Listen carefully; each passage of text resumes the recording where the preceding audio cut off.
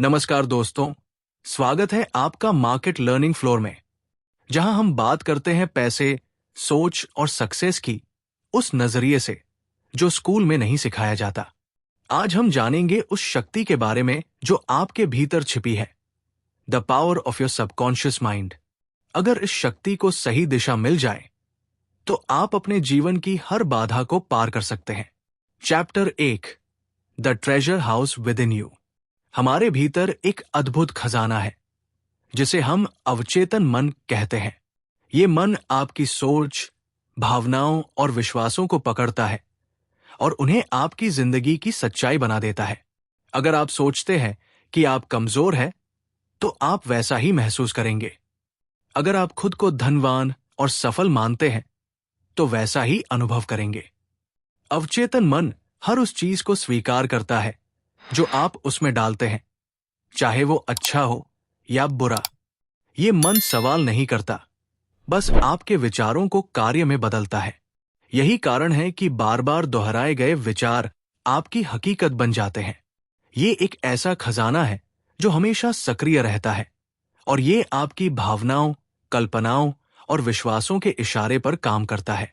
लेखक कहते हैं कि आपको इसे एक रचनात्मक शक्ति की तरह समझना चाहिए, जो आपके जीवन में स्वास्थ्य, शांति, समृद्धि और सफलता ला सकती है। हर महान आविष्कार, खोज या चमत्कार की शुरुआत किसी के अवचेतन विचार से ही हुई है। आत्मसंवाद, प्रार्थना और कल्पना, ये सभी अवचेतन को निर्देश देने के जबरदस्त तरीके हैं। ये अध्याय बताता है कि अगर आप अपने अंदर झांकेंगे तो हर उत्तर वही मिलेगा। आपकी सफलता, खुशी और मनचाही जिंदगी सब आपके अपने ही भीतर छिपे इस खजाने पर निर्भर करती है। Chapter 2, how your own mind works. आपका मन दो हिस्सों में बंटा होता है, चेतन और अवचेतन। चेतन मन विश्लेषण करता है, सोचता है, निर्णय लेता है, लेकिन अवचेतन मन बिना तर्क किए सब कुछ मान लेता है। जो भी विचार आप बार बार सोचते हैं, वे चेतन मन से होकर अवचेतन में जाते हैं और वहां गहराई से बैठ जाते हैं। फिर अवचेतन मन उन्हें आपकी हकीकत में बदलना शुरू करता है। जैसे एक बीज धरती में बोया जाता है और पेड़ बनता है। अगर आप अपने अवचेतन को नकारात्मक विचारों से भरते हैं, डर, शक, चिंता, तो वही सब आपकी जिंदगी में आता है।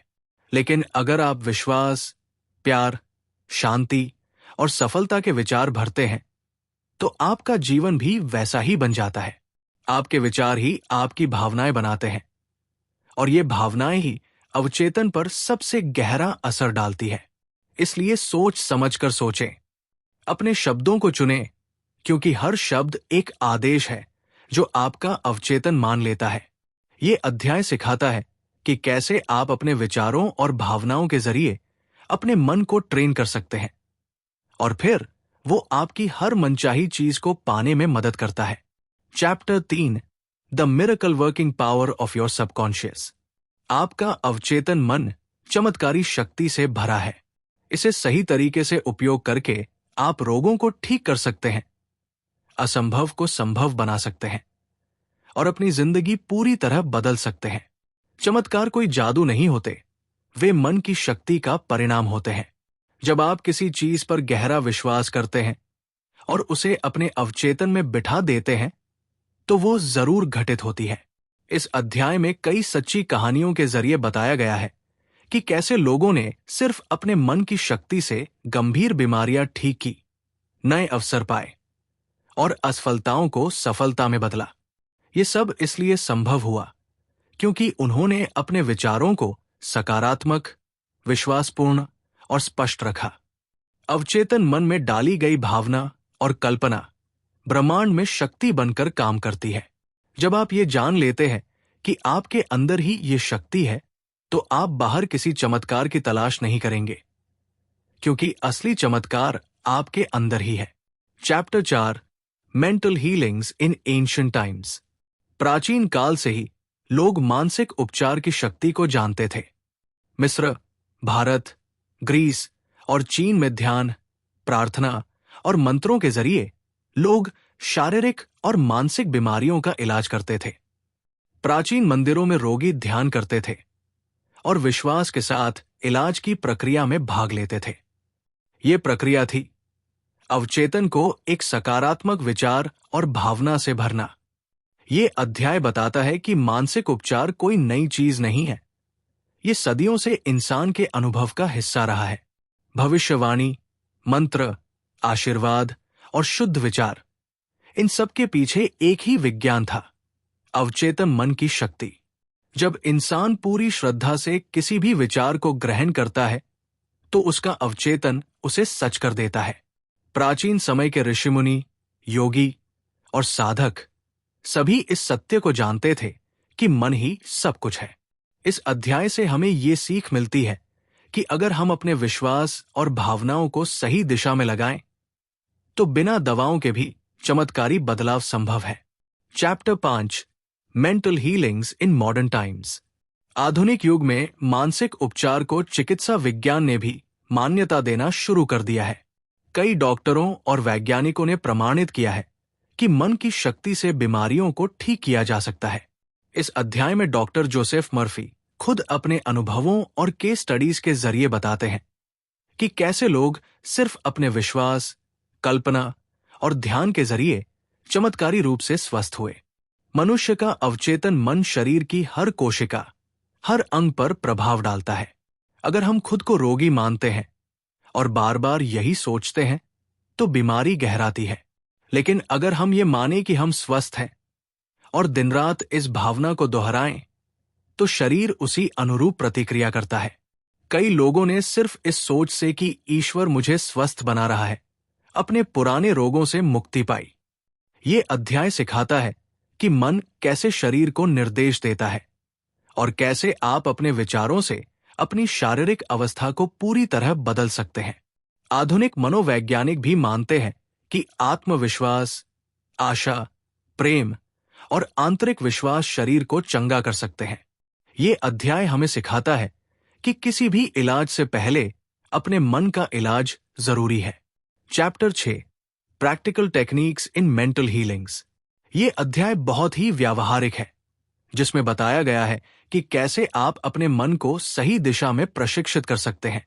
लेखक कई आसान लेकिन प्रभावशाली तकनीकों की बात करते हैं, जैसे एफर्मेशन, सकारात्मक वाक्य, विजुअलाइजेशन, कल्पना, प्रेयर थेरेपी, प्रार्थना चिकित्सा और ऑटो सजेशन, स्वसंकेतन।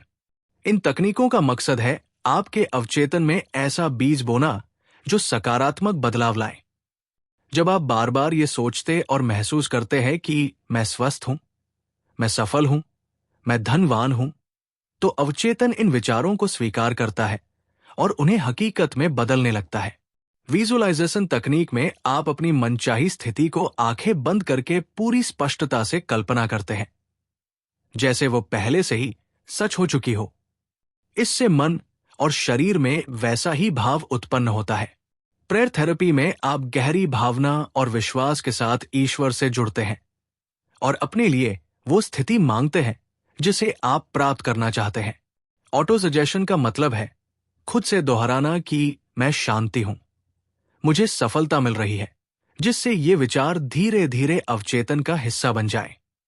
लेखक बताते हैं कि इन सभी तरीकों से अगर आप हर दिन अपने मन पर काम करें तो जीवन में स्वास्थ्य, सफलता, संबंध, पैसा, सब कुछ बेहतर हो सकता है। ये अध्याय बदलाव की पहली सीढ़ी देता है, अभ्यास और अनुशासन के साथ। Chapter 7, the tendency of the subconscious is lifeward. ये अध्याय हमें यह समझाता है कि हमारा अवचेतन मन स्वभाव से ही जीवन की ओर अग्रसर होता है, यानी ये हमेशा विकास, स्वास्थ्य, शांति और संतुलन की दिशा में काम करता है। इसका मूल स्वभाव जीवनदायिनी है, विनाशकारी नहीं। अगर हम इसे नकारात्मक विचारों, भय, चिंता और गलत विश्वासों से दूषित कर देते हैं तो ये भी उसी दिशा में काम करता है, लेकिन स्वाभाविक रूप से ये जीवन को बेहतर बनाने वाला है। अवचेतन हमेशा आपकी भलाई चाहता है, लेकिन जब चेतन मन बार बार डर या संदेह पैदा करता है तो वो अवचेतन को गलत दिशा में मोड़ देता है। लेखक समझाते हैं कि अगर आप अपने भीतर शांति और सामंजस्य बनाए रखते हैं तो अवचेतन भी उसी अनुरूप कार्य करता है। हमारा शरीर भी उसी नियम पर काम करता है। अगर आप तनाव में रहते हैं तो बीमार होते हैं, लेकिन अगर आप सुकून में रहते हैं तो जल्दी ठीक हो जाते हैं। ये अध्याय हमें भरोसा दिलाता है कि हमें अपने मन पर विश्वास रखना चाहिए, क्योंकि ये हमें नुकसान नहीं पहुंचाना चाहता, बस हमें उसे सही दिशा दिखानी होती है। जब हम अपने भीतर की इस जीवनदायिनी शक्ति से जुड़ते हैं तो खुद ब खुद चीजें सुधरने लगती हैं।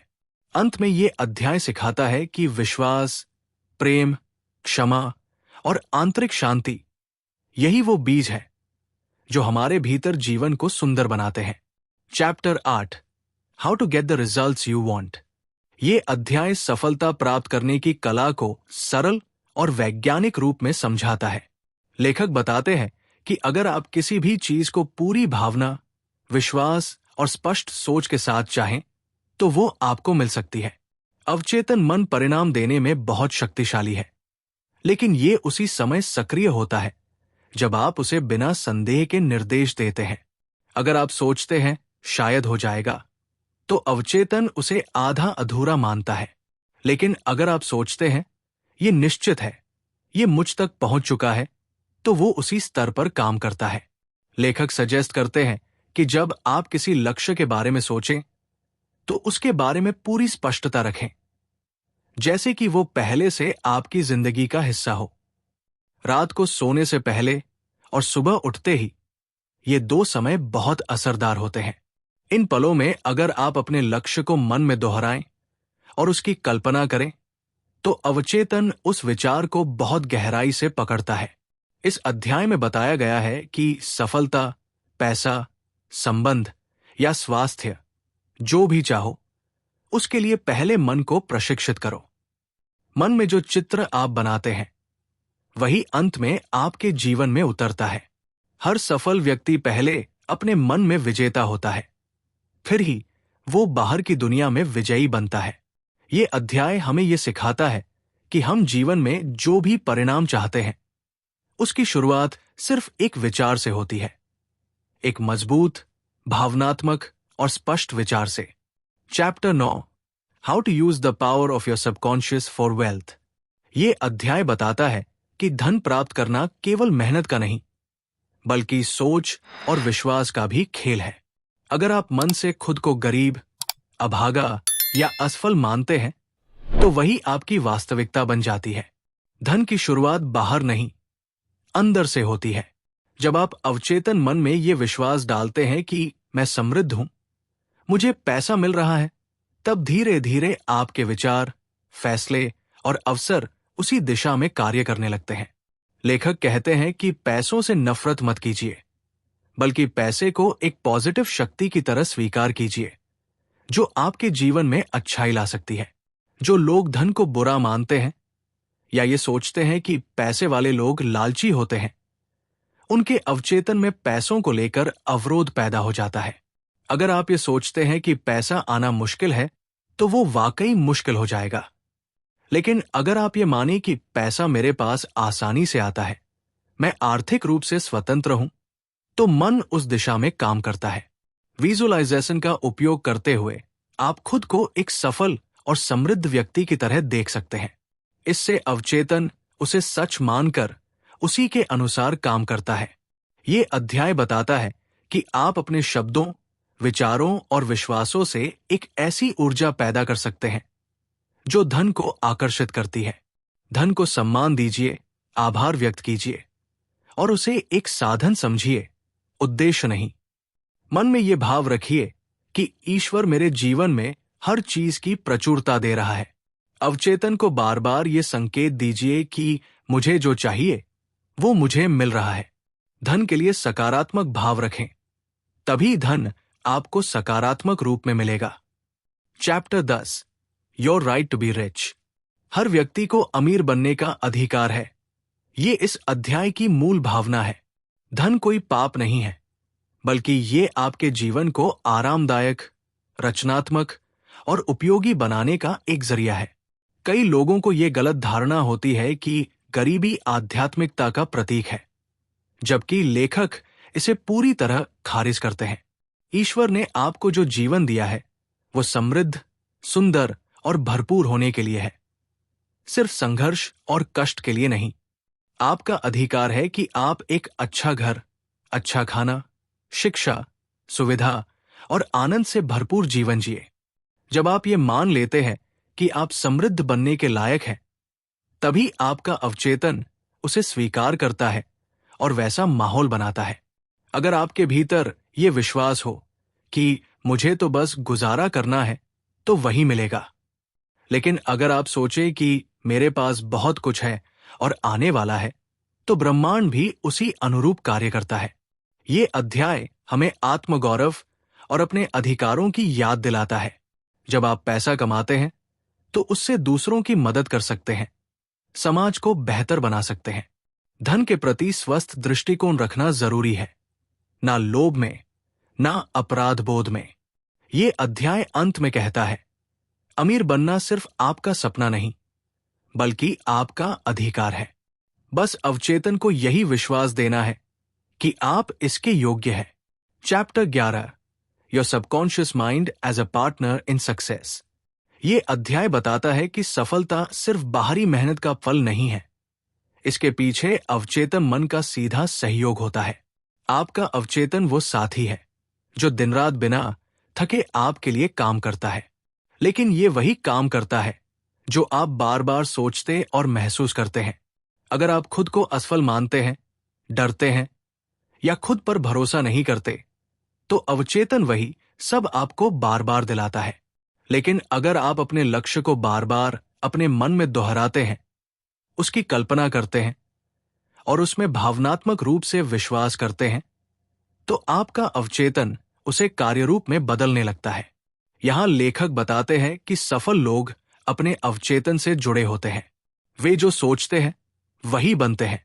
उनकी सफलता का रहस्य ये है कि वे न सिर्फ काम करते हैं, बल्कि सोचते भी वही है जो वे बनना चाहते हैं। आप अपने विचारों और आत्मसंवाद के जरिए अपने अवचेतन को एक शक्तिशाली सहयोगी बना सकते हैं। जब आप बार बार ये दोहराते हैं, मैं ये कर सकता हूं, मेरी सफलता निश्चित है, तो धीरे धीरे आपका अवचेतन रास्ते बनाना शुरू करता है। ये अध्याय आत्मविश्वास, सकारात्मक सोच और स्पष्ट उद्देश्य के महत्व को समझाता है। अगर आप अपने अवचेतन को एक पार्टनर माने, तो वो कभी धोखा नहीं देगा। Chapter 12, scientists use the subconscious mind. ये अध्याय इस बात की पुष्टि करता है कि अवचेतन मन केवल अध्यात्म या विचारों की दुनिया तक सीमित नहीं है, बल्कि विज्ञान की दुनिया में भी इसका उपयोग होता है। कई महान वैज्ञानिकों जैसे आइंस्टीन, न्यूटन और टेस्ला ने माना कि उनके महत्वपूर्ण खोजों का बीज उनके अवचेतन मन से आया। जब कोई वैज्ञानिक किसी समस्या में उलझता है और फिर कुछ समय के लिए उस पर सोचना छोड़ देता है, तो अवचेतन मन चुपचाप उस पर काम करता रहता है। अचानक एक दिन उन्हें समाधान मिल जाता है और वे कहते हैं, यूरेका। ये अवचेतन की प्रक्रिया है जो हर उस बात पर काम करता है जिसे आप उसे सौंपते हैं। अगर आप गहराई से किसी सवाल पर चिंतन करते हैं और फिर शांत होकर उसे अवचेतन पर छोड़ देते हैं, तो उत्तर आपको मिल जाता है। ये अध्याय बताता है कि कैसे वैज्ञानिक, लेखक, कलाकार और आविष्कारक सभी ने इस शक्ति को पहचाना है और अपने कार्य में इस्तेमाल किया है। अवचेतन मन समस्याओं को सुलझाने, नए विचारों को जन्म देने और जटिल जानकारियों को जोड़ने में अद्भुत है। ये सोचने की उस शक्ति से जुड़ा है जो सीमाओं से परे है, और ये सभी के लिए उपलब्ध है। अगर आप भी इसे जागरूकता के साथ प्रयोग करें, तो जीवन के हर क्षेत्र में ब्रेक थ्रूज पा सकते हैं। Chapter 13, your subconscious and the wonders of sleep. ये अध्याय हमें सिखाता है कि नींद सिर्फ शारीरिक आराम का समय नहीं है, बल्कि ये अवचेतन मन को निर्देश देने का सबसे असरदार समय है। जब हम सोने के लिए शांत अवस्था में पहुंचते हैं, तो चेतन मन धीरे धीरे बंद हो जाता है और अवचेतन पूरी तरह सक्रिय हो जाता है। इसलिए सोने से पहले जो विचार हमारे मन में होते हैं, वे बहुत गहराई से अवचेतन पर असर करते हैं। अगर आप रात को चिंता, डर या निराशा के साथ सोते हैं, तो अवचेतन उन्हें पकड़कर अगली सुबह वैसी ही मानसिक स्थिति दोबारा पैदा कर देता है। लेकिन अगर आप सकारात्मक विचारों और शुभ कल्पनाओं के साथ सोते हैं, जैसे मैं शांत हूं, मुझे समाधान मिल रहा है, मैं सुरक्षित हूं, तो अवचेतन उस दिशा में काम करता है। ये अध्याय बताता है कि नींद के दौरान अवचेतन न केवल आपके विचारों को प्रक्रिया करता है, बल्कि हीलिंग, चिकित्सा, प्रॉब्लम सॉल्विंग, समस्याओं का समाधान और इंस्पिरेशन, प्रेरणा भी देता है। बहुत से लेखक, वैज्ञानिक और कलाकार अपने सबसे अच्छे विचारों को रात की नींद या सपनों के बाद पाते हैं। सोने से पहले प्रार्थना या पॉजिटिव अफर्मेशंस करने की सलाह दी जाती है, जिससे आपकी सोच धीरे धीरे वैसी ही हकीकत बन जाए। ये अध्याय नींद को केवल शरीर की थकान मिटाने वाला नहीं, बल्कि एक शक्तिशाली मानसिक उपकरण के रूप में प्रस्तुत करता है। इसलिए हर रात सोने से पहले अपने अवचेतन को वही संदेश दीजिए जो आप जीवन में देखना चाहते हैं। Chapter 14, your subconscious mind and marital problems. ये अध्याय बताता है कि वैवाहिक जीवन में आने वाली समस्याओं की जड़ भी हमारे विचारों और अवचेतन में होती है। अगर पति पत्नी एक दूसरे के प्रति सम्मान, विश्वास और प्रेम की भावना रखें, तो रिश्ता मजबूत होता है। लेकिन अगर झगड़े, संदेह, ईगो और गलत धारणाएं बार बार दोहराई जाएं, तो अवचेतन मन उन्हें पकड़ लेता है और वही परिस्थिति बार बार बनने लगती है। लेखक बताते हैं कि विवाह सिर्फ दो शरीरों का नहीं, बल्कि दो मानसिक दुनिया का भी मिलन है। और ये मिलन तभी टिकता है जब दोनों की सोच में सामंजस्य हो। अगर आप अपने पार्टनर के बारे में नकारात्मक सोचते हैं, जैसे वो कभी नहीं समझता, हम कभी खुश नहीं रह सकते, तो ये विचार आपके अवचेतन में बैठ जाते हैं और वही व्यवहार बार बार दिखने लगता है। इसके विपरीत, अगर आप खुद को और अपने पार्टनर को बार बार सकारात्मक सोच के साथ देखें, हम एक दूसरे के लिए बने हैं, हमारा रिश्ता गहरा हो रहा है, तो संबंध सुधरते हैं। ये अध्याय बताता है कि शिकायत करने से अच्छा है प्रार्थना करना, सराहना करना और अपने मन को शांत रखना। अपने जीवन साथी की अच्छाइयों को बार बार मन में दोहराएं, उन्हें उसी रूप में विजुअलाइज करें जैसा आप उन्हें देखना चाहते हैं। रिश्तों में हीलिंग तब होती है जब आप अपनी सोच को बदलते हैं, क्योंकि वही सोच आपका व्यवहार और ऊर्जा तय करती है। ये अध्याय सिखाता है कि विवाह एक मानसिक साझेदारी है, जिसमें अवचेतन शक्ति सबसे बड़ा रोल निभाती है। Chapter 15, your subconscious mind and your happiness. सच्ची खुशी कहीं बाहर नहीं, बल्कि आपके खुद के मन में होती है। यही इस अध्याय की मूल भावना है। जब आप सोचते हैं कि जब मुझे ये मिलेगा तब मैं खुश होऊंगा, तो आप खुशी को भविष्य में टाल रहे होते हैं। अवचेतन मन हमेशा वर्तमान में काम करता है। अगर आप अभी खुश हैं, तो वो उस ऊर्जा को और अधिक बढ़ाता है। इस अध्याय में बताया गया है कि खुशी कोई घटना नहीं, बल्कि एक स्थायी मानसिक स्थिति है। जब आप अपने मन में ये मान लेते हैं कि मैं प्रसन्न हूं, मुझे जीवन से प्रेम है, मैं हर परिस्थिति में शांति में हूं, तो अवचेतन मन उस भाव को गहराई से पकड़ लेता है और उसे बनाए रखने के लिए काम करता है। लेखक बताते हैं कि लोग छोटी छोटी बातों में भी दुख खोज लेते हैं, क्योंकि उनका मन उस दिशा में प्रशिक्षित है। लेकिन अगर आप हर स्थिति में कुछ अच्छा देखना सीख जाएं, तो जीवन अपने आप हल्का और सुंदर लगने लगता है। ये अध्याय आपको सिखाता है कि खुशी के लिए दूसरों या परिस्थितियों पर निर्भर मत रहिए।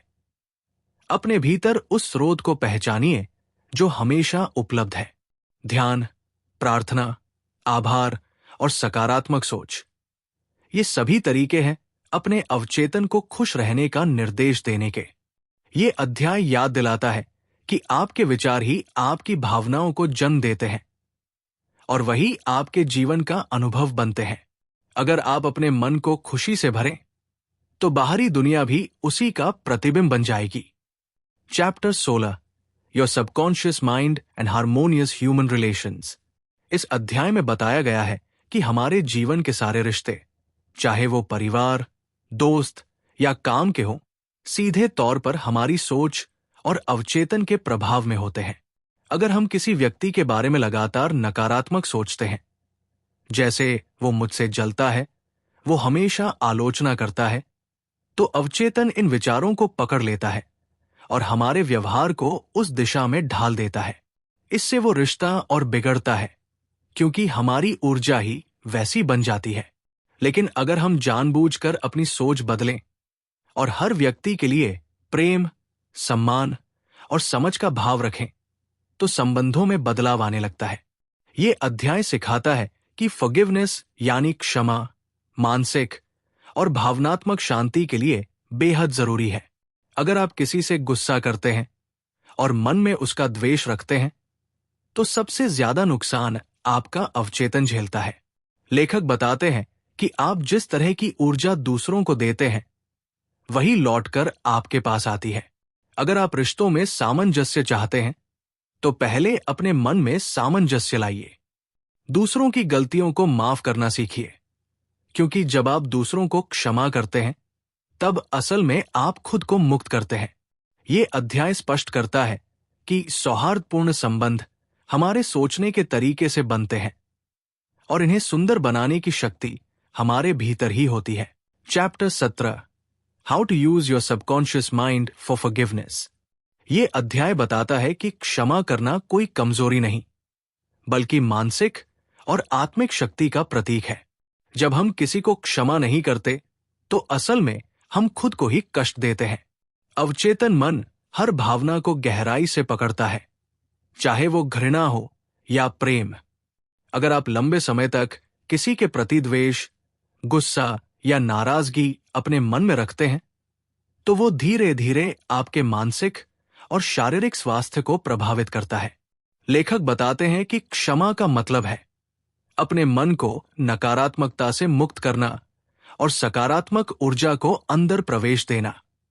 जब आप किसी को माफ करते हैं, तो आप खुद के लिए शांति खरीदते हैं। अवचेतन मन क्षमा के इरादे को पकड़कर उसी दिशा में हीलिंग शुरू कर देता है। ये अध्याय बताता है कि आप दिन में कई बार ये दोहरा सकते हैं, मैं उसे माफ करता करती हूं, मैं उसे पूरी तरह आजाद करता करती हूं, मैं शांति में हूं। धीरे धीरे ये विचार अवचेतन में बैठ जाते हैं और आपके भीतर से नफरत और घुटन को बाहर निकाल देते हैं। लेखक ये भी बताते हैं कि खुद को भी माफ करना जरूरी है, क्योंकि गिल्ट भी अवचेतन में ब्लॉक पैदा करता है। माफ करने से न केवल रिश्ते सुधरते हैं, बल्कि आपकी आत्मा और शरीर दोनों स्वस्थ होते हैं। ये अध्याय एक शक्तिशाली मानसिक शुद्धिकरण प्रक्रिया सिखाता है, जो जीवन को सरल और सुंदर बना सकती है। Chapter 18, how your subconscious removes mental blocks. ये अध्याय समझाता है कि हमारे जीवन में कई बार जो रुकावटें आती हैं, वे बाहरी नहीं, बल्कि हमारे अपने भीतर के मानसिक ब्लॉक्स, मेंटल ब्लॉक्स होते हैं। इन ब्लॉक्स का जन्म होता है डर, हीन भावना, असफलता के डर और मैं नहीं कर सकता जैसी सोच से। जब हम बार बार अपने मन को ये कहते हैं कि मेरे लिए ये संभव नहीं है, मैं लायक नहीं हूं, मुझे डर लगता है, तो हमारा अवचेतन इन विचारों को पकड़ लेता है और फिर वही बन जाता है हमारी हकीकत। लेखक बताते हैं कि मेंटल ब्लॉक्स को हटाने का पहला कदम है खुद को नई सोच देना। आप अफर्मेशंस और विजुअलाइजेशन के जरिए अपने मन में नई धारणा बना सकते हैं, जैसे मैं योग्य हूं, मैं सफल हूं, मैं फियरलेस हूं। इन विचारों को बार बार दोहराने से अवचेतन पुराने ब्लॉक्स को तोड़ना शुरू करता है। ये अध्याय बताता है कि हर व्यक्ति में वो शक्ति होती है जो बाधाओं को पार कर सकती है, बस उसे एक्टिवेट करने की जरूरत होती है। मन का प्रोग्रामिंग बदलना ही सफलता की कुंजी है। अवचेतन से कहिए कि अब मैं आगे बढ़ने के लिए तैयार हूं, मैं खुला हूं नए अनुभवों के लिए, और वो मन की दीवारें हटाना शुरू कर देगा। ये अध्याय जीवन के उस टर्निंग पॉइंट को दिखाता है जब इंसान अपने डर को पीछे छोड़कर आत्मबल की ओर बढ़ता है। Chapter 19, how to use your subconscious mind to remove fear. डर वो भावना है जो इंसान को सबसे ज्यादा जकड़ कर रखती है, और ये डर भी हमारे अवचेतन में गहराई से बैठा होता है। ये अध्याय बताता है कि डर एक सीखा हुआ व्यवहार है जिसे हम चाहें तो अनलर्न कर सकते हैं। जैसे जैसे हम किसी चीज से बार बार डरते हैं, वो डर और गहरा होता जाता है। लेखक बताते हैं कि अवचेतन मन उस डर को सच मानने लगता है और हमारे शरीर और व्यवहार में उसी के अनुसार प्रतिक्रिया देता है।